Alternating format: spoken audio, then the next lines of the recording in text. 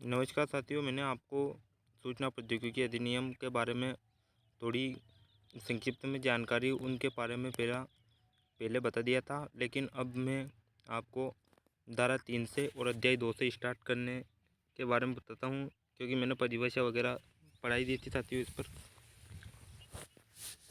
चलते साथियों अगले की तरफ।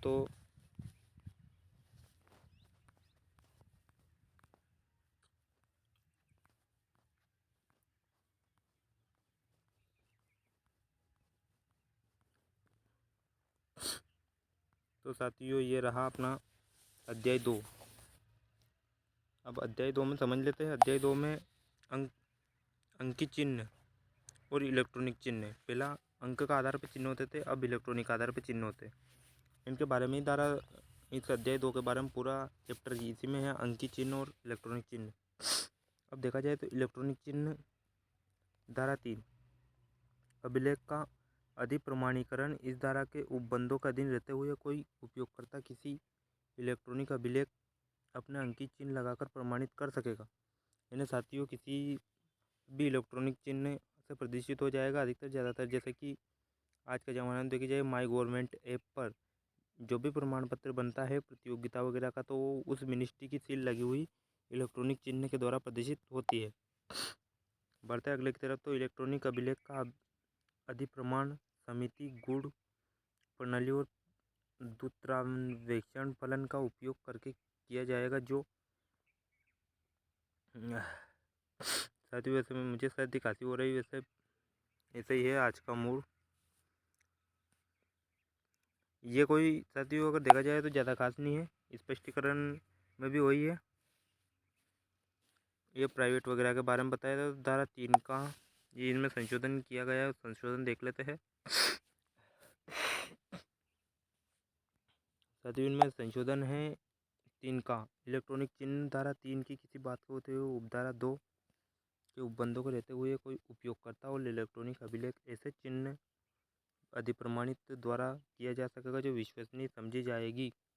मतलब सरकार चाहती है कि हाँ भाई ये चिन्ह मेरा ही है, उस आधार पे इनको माना जाएगा। दूसरी अनुसूची में विनिर्दिष्ट किया जाएगा।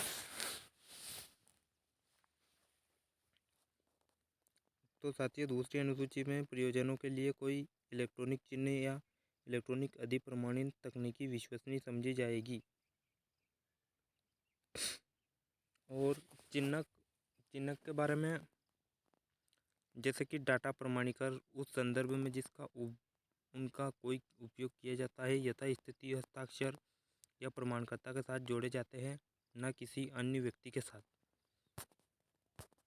जिसको प्रमाण पत्र दिया जाता है उनके साथ में चिन्हक का सर्जन डाटा प्रमाणीकरण ये हस्ताक्षरण हस्तलिखित की तरफ से मान्य किया जाएगा।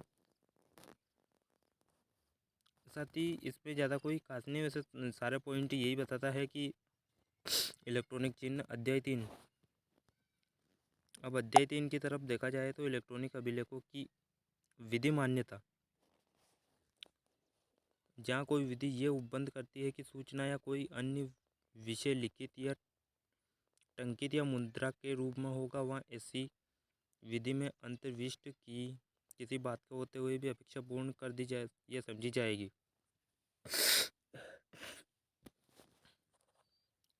बढ़ते अगले की तरफ। तो अगला ये रहा किसी इलेक्ट्रॉनिक रूप में दिया जाता है या उपलब्ध कराया जाता है। अब साथियों इलेक्ट्रॉनिक रूप में अगर देखा जाए तो ये किसी इलेक्ट्रॉनिक रूप में दिया जाता है या उपलब्ध कराया जाता है। इस प्रकार कोई पहुँच योग्य है वह पाश्चात्यवर्ती निर्देश के लिए उपयोग किए जाएंगे इलेक्ट्रॉनिक चिन्ह। तो ये रहा इलेक्ट्रॉनिक चिन्हों की विधि मान्यता।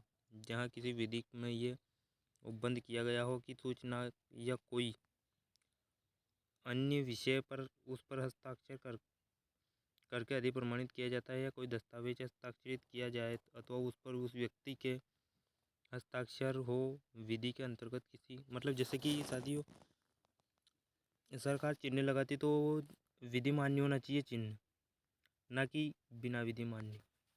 चढ़ते अगले की तरफ। तो अगला ये रहा सरकार उसके प्रकरणों में इलेक्ट्रॉनिक अभिलेखों और इलेक्ट्रॉनिक चिन्ह का प्रयोग जहाँ किसी विधि में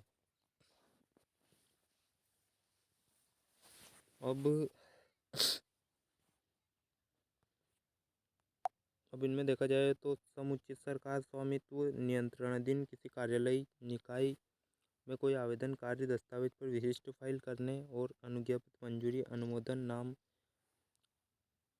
इन फाइलों के बारे में सरकार उन पर देखेगी कि हाँ भाई ये जैसे अपन फाइल दाखिल करते हैं, जैसे कि किसी पे भी जाति प्रमाण पत्र हो गया, कास्ट सर्टिफिकेट और मैरिज सर्टिफिकेट, इनमें सरकार की सील लगी हुई वो तो वो विभाग देखेगा कि हाँ भाई इन पे सील लग रही। बढ़ता अगले की तरफ तो अगला ये रहा, ये कोई इतना खास नहीं है, फाइल चेक करेगा वो अधिकारी कोई सा भी विभाग का। वह रीति जिसमें रूप विधान जिसमें ऐसे इलेक्ट्रॉनिक अभिलेख फाइल सर्जित जारी किए जा सकेंगे। अब इसमें यह है साथियों, इतने में कोई खास नहीं है। इलेक्ट्रॉनिक अभिलेख फाइलें सर्जित 30 प्रभारों से संप्रदाय, ये थोड़ा इम्पोर्टेंट है, वैसे कोई ज़्यादा खास नहीं है पर थोड़ा है। बढ़ते धारा 6 का की तरफ सेवा प्रदाता और सेवाओं का परिधान समुचित सरकारी अध्याय के लिए इलेक्ट्रॉनिक साधनों के माध्यम से जनता सेवाओं आदेश किसी कंप्यूटरीकृत सुविधा की स्थापना, अनुरक्षा और उन्नयन और ऐसी अन्य सेवाओं का अनुपालन करने के लिए प्राधिकृत कर सकेगी जो वह राजपत्र में अधिसूचना द्वारा निर्दिष्ट करे। स्पष्टीकरण इस धारा के प्रयोजन के लिए इस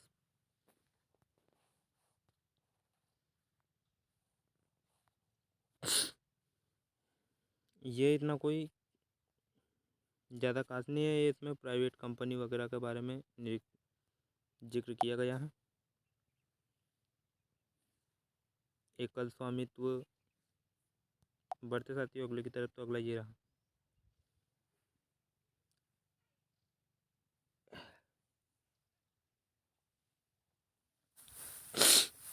साथियों मेरा वीडियो बनाने का मकसद तो कोई था नहीं वैसे खास पर, लेकिन मेरे भाइयों बहुत सारे के सूचना प्रौद्योगिकी अधिनियम के बारे में ज़रूरत रहती है, तो उनके बारे में मैंने समय निकाल कर बनाने की कोशिश की ताकि इनको भी इनके बारे में पता चल सके। तो इनका ये समुचित सरकार राजपत्र अधिसूचना उन प्रभावियों मानदंडों को अधीन पद्धताओं को स्वीकार करेगी। इलेक्ट्रॉनिक अभिलेख जहाँ किसी दस्तावेज अभिसूचना विशिष्ट अवधि प्राधिकृत, इनमें कोई ज़्यादा खास नहीं मानी जाती। में से धारा 2 को मैंने वीडियो को समझे दी, वैसे उनके बारे में। बढ़ते धारा 7 का की तरफ इलेक्ट्रॉनिक रूप में रखे गए दस्तावेज आदि की संपरीक्षा जहाँ तत्समय प्रवृत्त किसी विधि में दस्तावेजों अभिलेखों व सूचना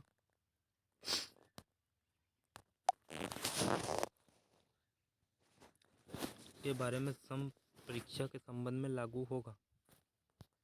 इसमें ऐसा कोई खास नहीं है। बढ़ते धारा 9 की तरफ तो धारा 9 ये रही, इलेक्ट्रॉनिक राजपत्र में नियम विनियम आदि का प्रकाशन। अब नियम विनियम साथियों ये क्या है, तो ये एक ऐसा है कि जहाँ किसी विधि में ये उपबंध हो कि कोई नियम विनियम आदेश उपविधि अधिसूचना या कोई अन्य विधि विषय राजपत्र में प्रकाशित किया जाएगा, वहाँ ऐसी अपेक्षा पूर्ण कर दी गई हो समझी जाएगी। यदि ऐसा नियम विनियम आदेश उपविधि अधिसूचना या कोई अन्य विषय राजपत्र में प्रकाशित किया जाता है तो इनके बारे में सूचना है। जहाँ इलेक्ट्रॉनिक राजपत्र नियम आदेश तारीख का प्रावधान करती है, वैसे देखा जाए तो धारा 9 में इतना कोई खास नहीं है। धारा 9 में धारा 6, 7, 8 का जिक्र करते हुए जोर देने पर अधिकार प्रदान नहीं करती है कि दस्तावेज इलेक्ट्रॉनिक रूप से स्वीकार माना जाएगा। ये भी सही है साथियों, जो मतलब धारा 8, 9 का ही इनमें जिक्र किया गया है। वैसे देखा जाए तो इसमें कोई वैसे ज़्यादा खास नहीं है। धारा 6, 7, 8 में बढ़ते धारा 10 की तरफ तो धारा 10 में वही धारा 2 से रिलेटेड इलेक्ट्रॉनिक चिन्ह से संबंधित नियम बनाने में केंद्र सरकार की शक्ति। अब जो इलेक्ट्रॉनिक चिन्ह कौन लगा सकता है, तो साथियों उनके बारे में इलेक्ट्रॉनिक चिन्ह का प्रकार, वह रीति जो रूप विधान इलेक्ट्रॉनिक चिन्ह लगाया गया है, वह रीति प्रक्रिया जो इलेक्ट्रॉनिक चिन्ह लगवाने वाले व्यक्ति को सुकर बनाती है, वह इलेक्ट्रॉनिक अभिलेख जिसमें सुरक्षा गोपनीयता करने नियंत्रण पद्धति प्रक्रिया अन्य विषय जो इलेक्ट्रॉनिक चिन्ह विधिक प्रभाव। इसमें कोई ज़्यादा खास नहीं है। धारा 10 का की तरफ बढ़ते तो धारा 10 का ये रहा, इलेक्ट्रॉनिक साधनों के माध्यम से की गई संविदा की विधि मान्यता। जहाँ किसी संविदा को तैयार करने में यथास्थिति प्रस्तावना या संसूचना प्रशासनों की स्वीकृति प्रस्तावनाओं। साथियों इसमें कोई खास नहीं है, ऊपर की धारा में इनमें इनका पूर्ण रूप से जिक्र कर दिया गया है। और अध्याय 4 ये आता है अपना अध्याय 4,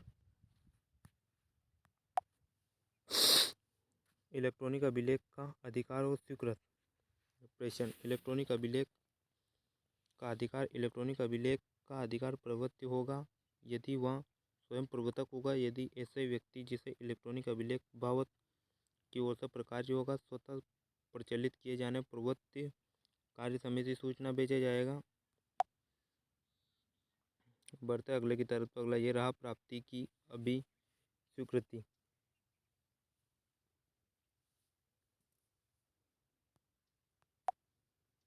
तो साथियों वैसे ये रहा जहाँ प्रवर्तक ने यह अनुबंधित नहीं किया है इलेक्ट्रॉनिक अभिलेख प्राप्ति अभिवृष्टि किसी, इसमें से ज़्यादा देखा जाए तो कोई प्राप्ति स्वीकृति जब हम मतलब वो सील लगाते, सील लगाने के बाद में फिर स्वीकृति मिल जाए तो स्वीकृति से संबंधित ये साथियों अपना वैसे कोई ज़्यादा खास नहीं है। इनमें आता है धारा 13 की तरफ। तो साथियों इनमें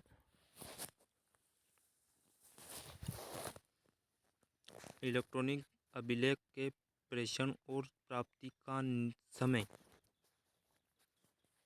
साथियों वैसे मेरी तबीयत ख़राब है, इस वजह से मैं ज़्यादा आपको समझाने में थोड़ा हेल्पफुल नहीं हो पा रहा हूँ, लेकिन साथियों मेरा पहले वीडियो है वो वीडियो देख सकते हो आप, इनका एक पार्ट मैंने बना चुका है। तो साथियों अंत लास्ट डाला है प्रवर्तक को प्रेषित किया गया और प्रेषित अन्य पाया गया इलेक्ट्रॉनिक अभिलेख प्राप्त किया जा सकेगा समय के अनुसार। और प्रेषित इलेक्ट्रॉनिक अभिलेख प्राप्त करने प्रयोजन और कंप्यूटर साधन अभिग्रहित लिया जाएगा तो प्राप्ति उस समय हो जाती है जब इलेक्ट्रॉनिक अभिलेख कंप्यूटर में डाला जाता है।